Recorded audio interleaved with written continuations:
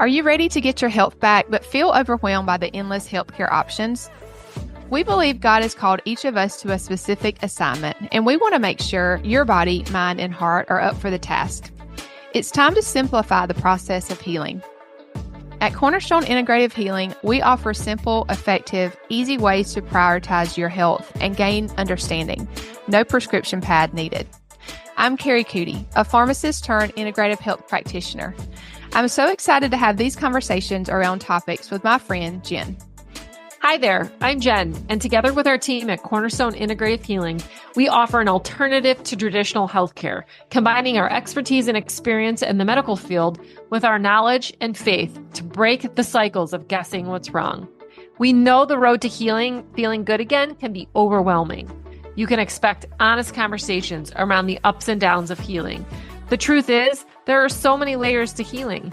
Because we've taken the time to learn where true healing comes from, we've learned how to help other women discover a different way of caring for themselves. Join us every week for new episodes as we discuss topics that are personal and pertinent to your healing journey. Hey, everybody. Welcome back into the podcast. Excited for today. Today, I'm with my, of course, business partner, Kari, and we have someone special. Marina is with us today, our other PharmD. We're really excited to have her on. Today, we are talking all about PPIs, or acid-reducing medications. So this is a really big topic that I think isn't discussed enough. I know a lot of times we will see clients on these meds for a really long time, years, when they were really prescribed, short term. They were prescribed for 2 to 3 months, but that's usually not the case. And so they just, we really want to talk about the hidden side effects of the antacids, whether they're over the counter or prescription. We want to talk about the risk benefit ratio and what that looks like for your health.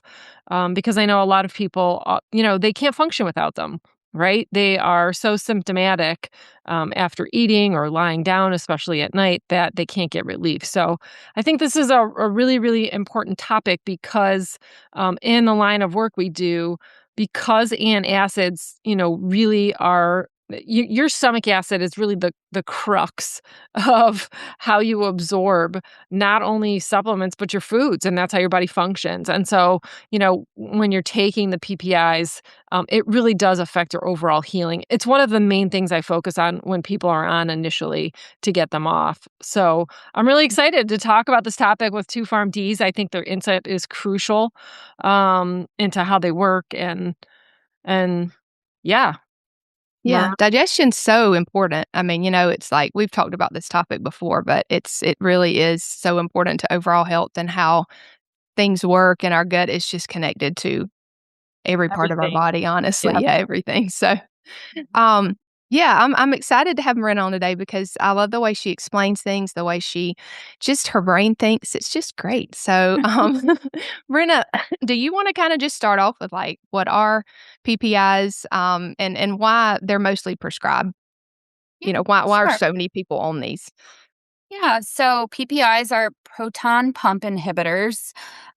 So they act by what's actually one of the good things about PPIs is they have specificity for the stomach cells. So it's not a drug that goes in and can disrupt directly other cells of the body. So it specifically it works on the enzymes in the stomach cells to decrease hydrochloric acid, which is stomach acid.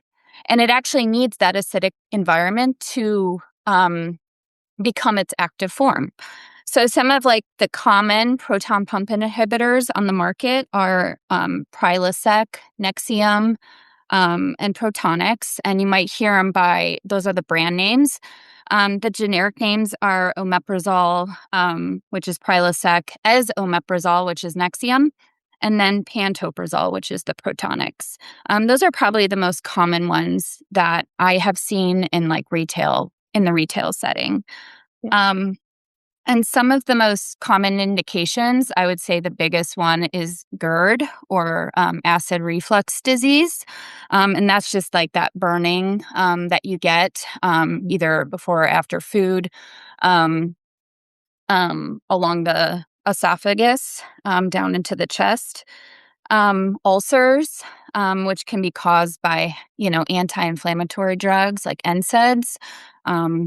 And then H. pylori treatment commonly consists of PPIs. And Barrett's esophagus is more of a rare condition, but it's actually when the lining of the esophagus turns more into the lining of the intestine. So it starts resembling the lining of the intestines. And obviously, that's not where it should be. So it can cause some effects later down the line, and it's more of a chronic condition. So sometimes those people will be on PPIs for much longer periods of time. The other ones, they're mostly indicated for like 4 to 8 weeks of treatment. However, in my time in retail pharmacy, and Kari can probably echo this, that is not the reality of most people. And like Jenn stated earlier, I service these patients that have been on these medications for many, many, many years. And it doesn't seem like their GERD or their acid reflux is actually getting better. Usually they have increase in dosing or just extended periods of dosing. And I know they're not all walking around with Barrett's esophagus, which would be the only indication for them to be on long term. Right. So that's kind of what we want to talk about today and dive more into why that would be. Yeah. Definitely there are times that you would need these medications for sure. But I hope you hear us saying it's the long-term effects. And it's really not fixing the root cause, right? We're all about the root cause. Acid suppression is not fixing the root cause. And you just need stomach acid. You need really good stomach acid for digestion and for immune functions and to, help keep the good the bad things from taking over, right? That's a really big issue whenever you don't have enough stomach acid, along with, of course, improper digestion. They're definitely. Oh, sorry. You go ahead. No, you're good. I was just going to say that's a really important point because I think people don't realize kind of what's happening when they quote unquote have too much acid. What they're getting is that bolus of food. So that food that's in the stomach, it's called chyme once it mixes with those stomach juices. And that bolus of food, when there's not enough acid, actually ferments. And you're getting those inorganic acids that could be coming up on you. So the problem isn't actually too much acid. It's actually not enough acid is your problem. You actually need more hydrochloric acid. And then the other kind of caveat of that is the integrity of the pyloric valve. So that pyloric valve is kind of the valve between your esophagus and your stomach. And sometimes it can get stuck open, right? And so you can, of course, get those integrated acids or the reflux. And so the integrity of that pyloric valve is really important. And I know in our practice, we just use literally ligament support to support that. You can get it adjusted. Chiropractors will often adjust that. But the root being, with the PPIs, are you suppressing that inorganic acid from that bolus of food kind of sitting there and not getting digested? Yes, but you're making the problem worse over long term because that stomach is supposed to be an acid producing machine. Your acid, the pH in your stomach should be 1.5 to 2, which is very acidic. And with the PPIs or the acid blockers, you could raise it to 5, 6, or maybe even higher. And at that pH, you can't digest much or absorb anything. Yeah. And we really see most people don't have enough stomach acid. This is not like a rare issue. This is like most everybody. Right, correct. because there's tons of reasons why we don't have enough stomach acid. I mean, stress probably being number one because that depletes nutrients and, it's just really, really extremely common. So if gas, bloating, constipation, reflux, most of those things are caused. And even, infections that you can't get rid of. Those are mostly all caused from low stomach acid. Go ahead, Marina. And I want to... Go ahead, Marina. And I want to target that since we're talking about not enough stomach acid, our stomach acid is like the first line of defense of bacteria, viruses, and parasites that come in from our food and water. And having low stomach acid in that 1 to 3 range makes it completely unsuitable for those pathogens to kind of like take root and thrive. It's designed that way for our benefit. So when you increase that number, when you make it more basic, those bugs can actually thrive more and take hold and cause disease. So that's what we mean when we say like it has immune system functions as well, and it can alter how our gut is aligned. So absolutely. And the other thing that they're missing, so when you're bringing the pH of that bolus of food up, past 3, what happens is you shut down the release of bile, which is very alkaline, and pancreatic enzymes, also very alkaline. So this is what sets you up for duodenal ulcers. So, ulcers within the beginning of the stomach, the small intestine, because it's that once that bolus of food is acidic enough, that's what signals the pancreas to release enzymes and the bile to release the gallbladder to release bile, to bring that, as it's moving that bolus of food into the small intestine, that's what's bringing that pH up, so you don't, affect the integrity of the beginning of that small intestine. Yeah, We need those. Like pancreatic enzymes are vital. Bile, vital for fat absorption, detox, all those sorts of things. And you're shutting that mechanism down. Right. It just makes me think too, like how obsessed we are with detox, and we're trying to push all these detox pathways, but like this is what we really need to be focusing on if we want to really get to the root of why those continue to take root and why you can't really, get things back to homeostasis in a way. So it just makes me think about that too. That was my problem. I didn't have enough stomach acid. I was very low in minerals, and I would constantly try to detox and fix my gut issues. And when I started focusing on minerals and some of these other root causes, it really helped my digestion a ton. So. And our bodies are so intelligent that our stomach acid teaches our gut what are good and bad bacteria, like what we want more of and what we want less of. So, which prevents like inflammation, and it prevents autoimmunity, and it prevents food sensitivities. So it's so interesting to me.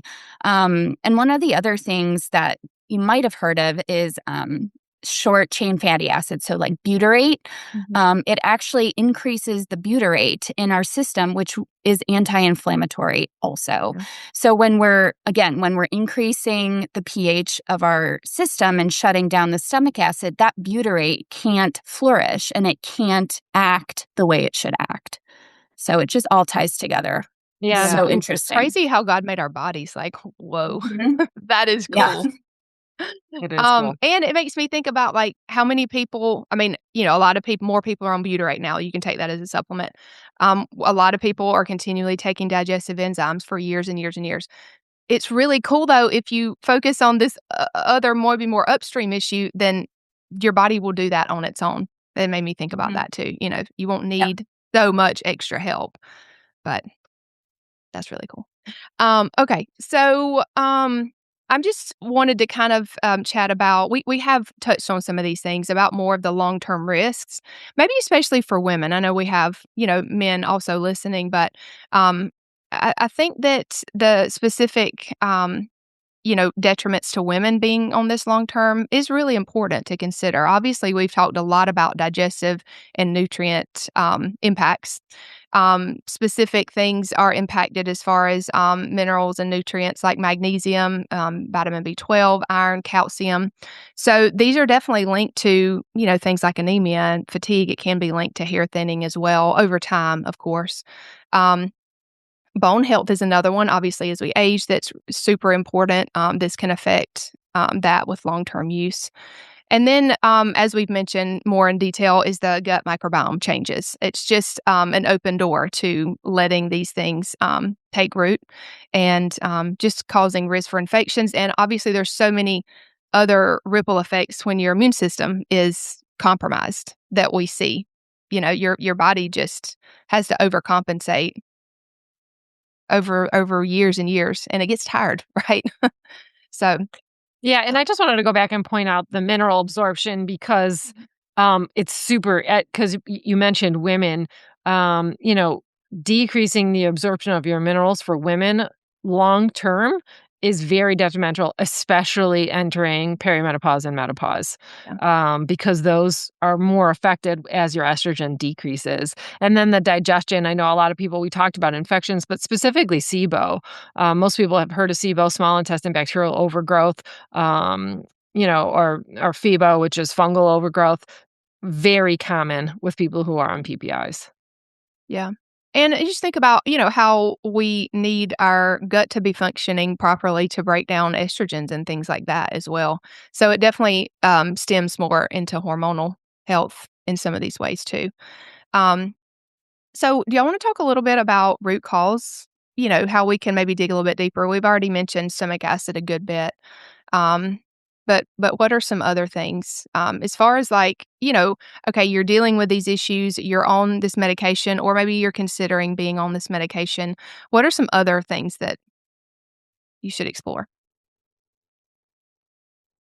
Well, the first thing that's coming to my mind is, one is just age. If you're over 35, the production of HCl naturally goes down. So if you're over 35, you should be more aware of focusing on digestive support, mainly B vitamins and zinc, if those are needed, because those specifically support the production of hydrogen ions in the stomach. Yeah. So those are always a go-to. And then stress. Nervous system, because when you're in a stress response, you shut down the digestive Yeah. tract. Truly. And sodium too. I know you mentioned zinc and B Yes. vitamins, but sodium's absolutely huge. I think that was my Yep. issue. I just did not have enough sodium, potassium. And so I know we talk about Relight a lot, but I think that was a big game changer for me and my digestive issues. And it's unfortunate because it's driven in our modern society to not eat salt and not have Amen. sodium. And it's one Amen. of the main elements that we need in our diets, a good quality salt. So Yeah. it's just another kind of ironic thing. Very. And I also think Sure. food triggers is probably another thing that sometimes if, people just get rid of the processed foods, that could completely eliminate the issue because, again, that gut microbiome is getting nutrient-dense food and it's not getting the chemicals that it needs to, figure out what to do with. So I think getting rid of the ultra-processed foods and sometimes some of those more food sensitivity categories like, dairy and alcohol and spicy foods and chocolate. So some of those kind of ones that are high on everyone's list of maybe I should get rid of. It's not a bad idea to, try a trial of that for a while. For sure. Yeah, and pregnancy. Pregnancy is another huge one. You'll see that digestion is altered in pregnancy because a lot of women lose their taste for meat, especially in early pregnancy. Mhm. And that's the body's, that's the compensatory physiology that we talk about. Like the body does not have the digestive potency to break down the meat with the added hormones, the liver being overloaded, nutrient depletion. And so the body's being smart and was like, don't eat this, right? Because we can't process it well. Yeah. So what about some different strategies that are more holistic, integrative that people can do? I'm thinking nutrition, lifestyle, maybe a few supplements. So let's start with nutrition. We already mentioned minerals, obviously, super important, salting your food, adding some minerals to your water, trying to eat more vitamin rich, nutrient dense food. Obviously, like Marina said, less packaged food. That right there alone, obviously, it's like we know that, but a lot of times we don't do it. Um, I think too about how important it is to actually, be in a calmer state when we eat, chew our food properly. not drink a lot during meals. Like that in itself makes a huge difference as well. It really helps your digestive system out, right? I think we're not helping it out when we cram our food down our throat and just don't chew it very well and drink a ton of ice water or something. Our digestive system, like, you're not helping me. You're not giving me much to work with here. The glass of water, if you really want, obviously not with a meal, but if you do it a half hour before the meal, it actually does support digestion. Okay. Yeah. But I would say, I mentioned aging. So B vitamins, if stress is high in your life, B vitamins from whole food sources, not synthetics, are an absolute must for digestion. Not only that, because the B vitamins help with tone in the digestive tract. So it helps with peristalsis and other things, smooth muscle contraction, which is super important for digestion. And then zinc, especially for older guys. In the andropause age, but even, women too. This is something you definitely want to be tested for. You don't want to supplement unless you need it. But those two with the sodium are vital to make hydrochloric acid. Yeah. And then stress. Yeah. I mean, our nervous system state it determines how we digest our food, and it determines a lot more than that, but it plays a huge role. I feel like that's a theme of most of our podcasts. Yes. Stress reduction. Right. Yes. One more thing before we leave this and go into lifestyle.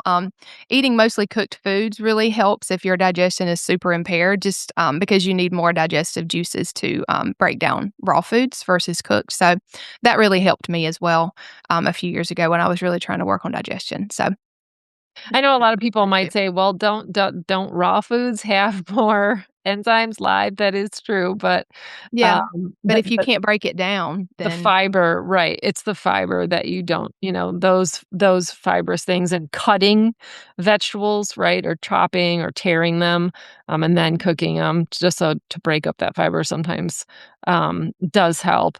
And then just getting enough protein too, obviously, so that you can support the production, because you do have this like sort of mucus layer in the stomach too that protects itself, right, from that super acid environment. And so to make that, protein is very important, of course, among other things. Yeah. And if you find yourself not wanting to eat much protein, it's probably because your stomach acid is lower or your digestion is impaired. So try to just slowly try to work on some of these other things. And I think you'll find that you'll have a craving for more and more, because meat is so important that we consume enough protein via animal sources. Sure. Just a few lifestyle things. We've already mentioned stress reduction. You can do vagal tone exercises. That definitely is something that could be really helpful. Breathing is also, of course, calms your body before meals and just in general. And weight sometimes does play a part in this. And elevating the head of the bed is something that, especially at first, if you're dealing with reflux, is something that could be really helpful too. Do you guys want to talk about supplements? Sure. So as I mentioned, B vitamins and zinc, sodium, those are absolute the first things, because hydrochloric acid is important. But there's other things that will activate HCl as well as enzymes, and those are bitters. We have bitter receptors on almost every cell in the body. They're just super, super important. I mean, if you look at the research now on digestive bitters, it's kind of crazy, actually. But specifically, as you're weaning off PPIs, we use a special formula of bitters as you're weaning off PPIs, because they can be very impactful for, helping with your own enzyme and HCl production. So I think digestive bitters at some point, if you don't have active ulcers, are important. You might just need to supplement with hydrochloric acid for a while. Sometimes it's simply just getting you to digest before you can fix the problem. Giving the body a little bit of support.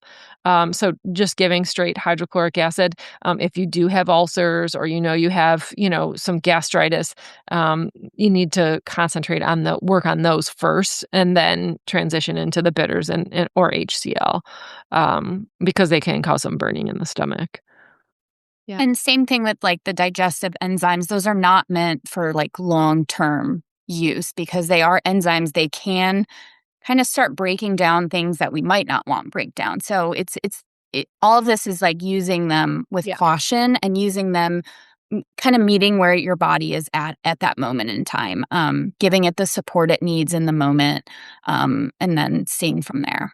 I think as we age, the pancreatic sufficiency is not as good. So if you are older, I would say that using enzymes long term aren't a problem, because digestive function does go down, especially over time. So those beta cells just don't, especially if you're diabetic, because insulin enzyme function just is not good. Yeah, so that could be individualized. Definitely. Of course, yeah. And I should have mentioned this at the very first. This is not medical advice. You need to talk to your doctor about these things.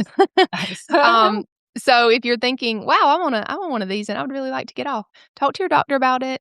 And then come see us, though. We can help you. We can definitely help you with that. Wean you off. Yeah, but it's important to do it, with knowing being informed, having talked to your doctor, working with someone that knows, your background and the other things that might be playing into this is really important. And you can try, so, we talked about having the ulcers or the gastritis. You could try a little apple cider vinegar in water, do it like a shot, maybe 10 or 15 minutes before a meal, or even with the meal is fine. After the meal is fine too, to see if you do have any burning. That's just a simple way before you start to take bitters or HCl to maybe know if you do have any ulcerations. It's just a quick test, and most people have apple cider vinegar on hand. So we hope you've found this information enlightening.